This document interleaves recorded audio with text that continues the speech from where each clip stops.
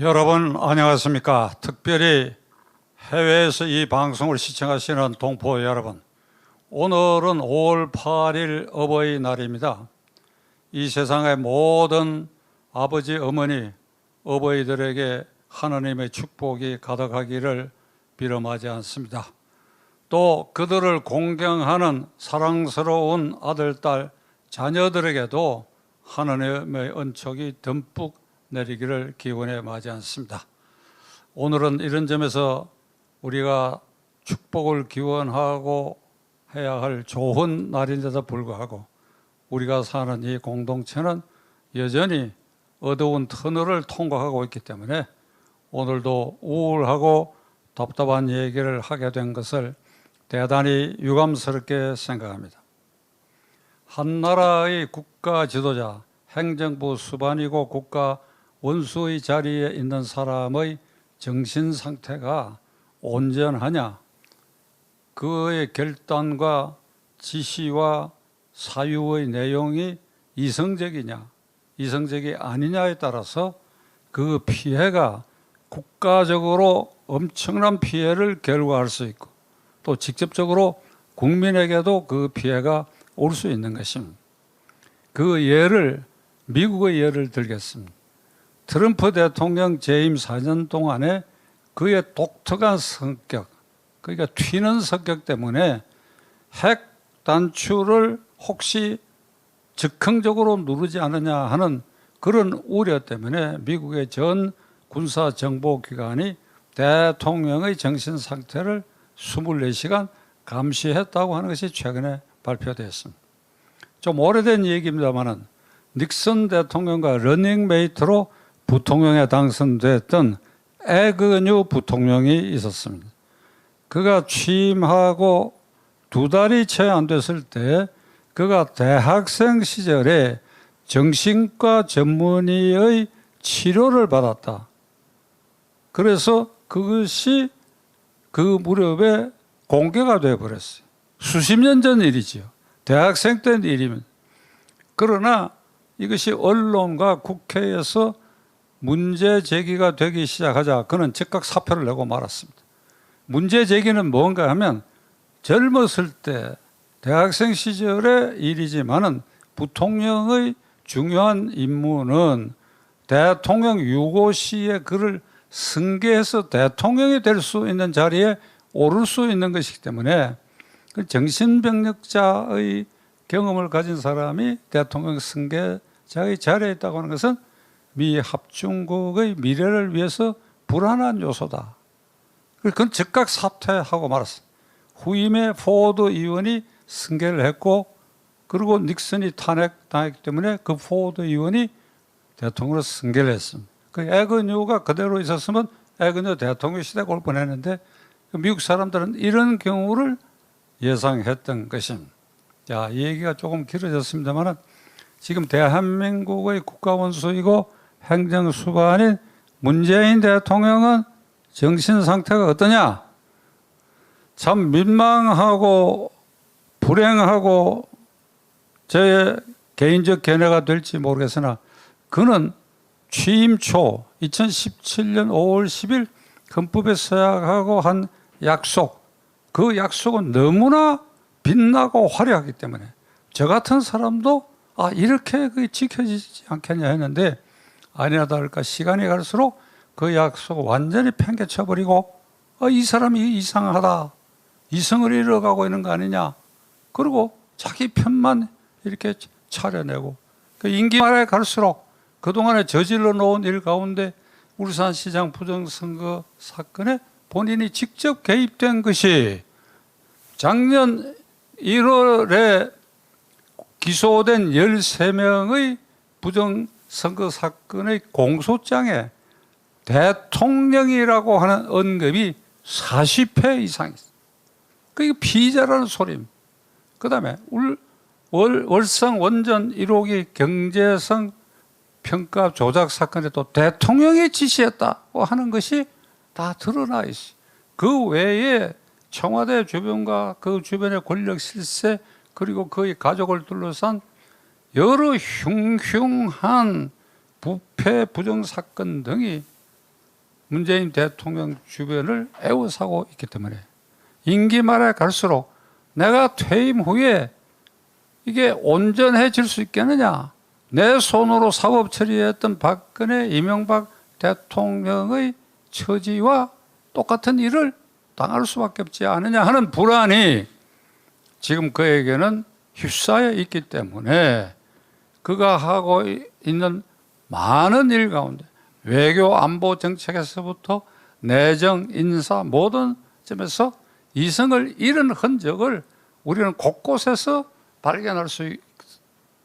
우선 첫째 징후로 그는 30대 청년이 국회 군내에 대통령을 모욕하는 전단을 뿌렸다. 대한민국 대통령은 김정은의 대변인이고 개다. 그리고 민주당 실세 가운데는 그 조상이 친일파가 있다 하는 이 전단을 수백 장 뿌린 것이 사건으로 문제가 됐는데, 이거 모욕죄는 피해자가, 당사자가 고소를 해야 됩니다. 서울 영등포 경찰서가 이걸 뿌린 30대 청년을 불러서 조사를 하는데 물었어. 이게 친고죄인데 누가 고소했느냐? 경찰이 처음에 밝히지 않다가 최근에 대통령 자신이 고소했다는 것이 발표됐습니다. 영등포 경찰서는 기소 의견으로 검찰에 송치됐고 그 단계에서 세상에 알려지게 됐습니다. 문재인 대통령 취임 초에도 그랬고 여러 차례 대통령을 비난하고 욕해서 국민이 속이 시원해진다고 한다면 그거는 다행한 일이고 그건 있을 수 있는 일이다. 오히려 장려하듯이 그런 말을 해온 사람이 표변해가지고 그런 청년에 대해서 직접 고소를 했다. 놀라운 일이. 대학 군내에 대통령을 비방하는 대자보가 붙었다 해가지고 이건 모욕죄로 경찰이 다스리질 않고 주거 침입죄로 대학 군내에 대학의 관리자의 승낙을 받지 않고 몰래 야간에 들어가서 벽보판에다가 대통령 비난하는 벽보를 붙였다. 이거 처벌당했어요. 그리고 얼마 전에는 대통령이 국회에서 작년이죠. 국회에 연설하고 나오는 대통령에서 신발을 던진 사람이 있는데 이 사람 별명이 신발 의사입니다. 대통령을 향해서 던졌지만 대통령 맞으라고 던진 게 아니죠. 일테면 대통령 노릇을 제대로 하라고는 상징으로 신발을 던지는 것은 굉장한 모욕행위입니다. 이 사람을 지금 경찰이 대통령 고소는 없지만 뭔가 죄명을 걸어가지고 지금 괴롭히는 이런 상태에 있습니다. 조국 씨가 대학 교수 시절에 이게 최고 지도자에 대한 모욕죄에 대해서 이렇게 글을 남긴 일이 있습니다. 이 사람은 교수 시절에는 비교적 바른 말을 한 사람이 제가 이거 웃어서는 안 해도 되는데 어떤 글을 남겼느냐. 국가의 지도자, 공인이 국민으로부터 명예가 훼손됐다, 명예가 침해됐다고 해서 국가의 형벌권을 발동하면 표현의 자유가 제약된다. 그러니 모욕 행위를 참아야 된다. 이런 글을 올렸어요. 그런데 최근에 이 문제가 발생되고 난 다음에 조국 씨가 조용합니다. 문재인 대통령이 임기 초 중간에 나를 모욕하는 것은 처벌 대상이 될 수 없다고 한 사람이 갑자기 이렇게 표변하느냐. 그 심리적으로 방어 논리에 집착하다. 방어 심리에 빠졌어. 무슨 방어냐? 내가 이게 그만두고 난 다음에 퇴임한 후에 사법 처리될지도 모른다 하는 불안이 부지부식간에 그래 나를 공격하는 놈은 내가 용서할 수 없다 하는 것으로 표변한 것입니다. 이게 형사정책학에 나오는 기본 원리입니다. 범죄의 심리 중에 방어 심리라는 게 있어요. 방어 심리는 뭔가 거짓말도 하고 상대방을 억지로 공격하고도 하는 그런 심리인데 이거 비정상 심리에 문재인 대통령이 확실히 지금 빠져 있다. 국민으로서는 대통령 임기가 앞으로 10달 남았지만 굉장히 위험한 시간의 10달이다 하는 것을 우리가 주목해야 됩니다. 두 번째로 대통령이 불안정하고 국정을 제대로 이성적으로 다루고 아주 면밀하게 따져보고 하지 않는다는 아주 구체적 증거로 최근에 임명된 장관, 이 앞에 말씀하신 분이 자세히 얘기를 했죠. 이 장관, 무슨 과학기술부 장관, 여자 장관은 이 장관 부적격 사유에 해당하는 아주 백화점식 이렇게 아주 비리 불법 행위가 양 산더미처럼 있는 사람이고, 또 해수부 장관 후보자는 영국 대사관의 참사관으로 근무하면서 귀국할 때에 외교 행랑에 수천만 원을 치의 비싼 본 차이나 도자기류를 밀수했다. 밀수예요. 외교 행랑을 이용할 수 있는 외교관은 문서나 제한된 집만 외교 행랑으로 무관세로 들어올 수 있는 것이지, 이와 같이 귀국해서 그 물품을 인터넷에 올려가지고 장사를 했다는 거 아닙니까? 밀수업이.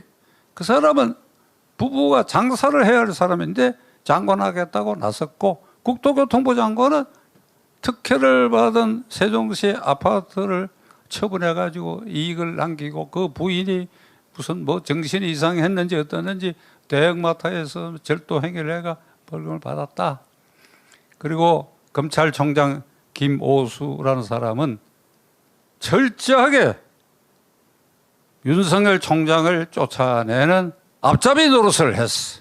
좀 내가 말이 거칠지 모르겠습니다만 같은 법조계 후배에게 대해서 앞잡이 노릇을 했어.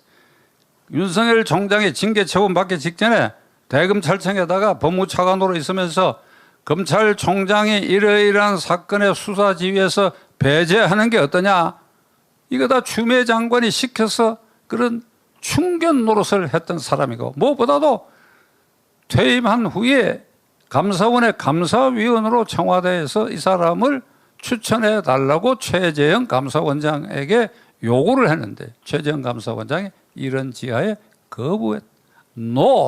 왜? 정치적 편향성이 있는 사람을 감사위원회에 어떻게 임명하느냐? 자, 이건 최재형 감사원장이 이 사람에 대한 정치적 편향성을 이미 판정을 한 거예요. 그러니까 이 사람이 검찰총장이 된다. 2,300명 검사 지금 속에 막 부글부글 하리라고 하는 것은 저는 지금 확인하고 있습니다. 이게 검찰의 명예를 완전히 훼손하는 거예요. 감사위원 감도 안 되는 사람이 검찰총장으로 다시 충견 노릇을 하기 위해서. 자, 되먹지 않는 장관감이 아닌 사람을 장관 후보로 지명했다. 자기를 보호해줄, 퇴임 후까지 보호해줄 되먹지 않은 자를 검찰총장으로 지명을 했다. 그러니까 장관 후보, 이번에 장관 후보, 검찰총장 후보. 여러분, 쓰레기통에서 찾아낸 것들 아닙니까? 이게 쓰레기통에 우글우글 하는 거, 그 중에 장관 하고 싶고 검찰총장 하고 싶은 자들 중에 온갖 냄새 나고 그냥 부정부패 투성인 그 가운데서 이거 골라낸 것이지, 이게 대통령이 밝은 눈으로 정상적으로 이걸 다 점검해서 이 사람이 뭐 올바르다 하라고 해서 골라낸 겁니까? SNS에 들어가 보세요. 대통령이 장갑 끼고 쓰레기통에서 건져냈다는 거 아닙니까? 이게 쓰레기통에서 건져낸 장관 검찰총장을 이렇게 임명하려고 하는 것은 국민인 우리를 쓰레기 수준으로 보는 것입니다. 이게 대통령이 정상적인 이성을 갖고 있지 않다고 하는 중요한 징표가 되는 것입니다. 자, 이제 제 얘기를 끝마치려고 합니다. 문재인 대통령이 이와 같이 이성을 잃고 그 정신이 혼란에 빠져 있고 곧 퇴임한 후에 울산시장 부정 사건 등 안 알려져 있지만은 널리 법조계에 내서 알려져 있는 대통령을 중심으로 하는 부정부패 사건이 엄청나게 쌓여있어요. 아마 이걸 생각하고 문재인 대통령이 청와대에서 잠을 제대로 못 자더라고 저는 생각합니다. 아마도 불면증에 걸려져 있기 때문에 이런 쓰레기통에서 사람을 찾아내고, 그래서 자기 말을 스스로 모욕죄로 직접 고소를 하고 하는 이런 정신 상태에 있는 사람을 우리는 앞으로 10달 동안 대통령으로 이렇게 쳐다봐야 되는데, 굉장한 위험한 시간입니다. 이제 그는 자신을 보호하기 위해서 어제 오늘 보도된 바에 의하면 헌법 개정도 도모하려고 하는 기색이 역력합니다. 지난번에 제가 한번 말씀을 드렸지 않습니까?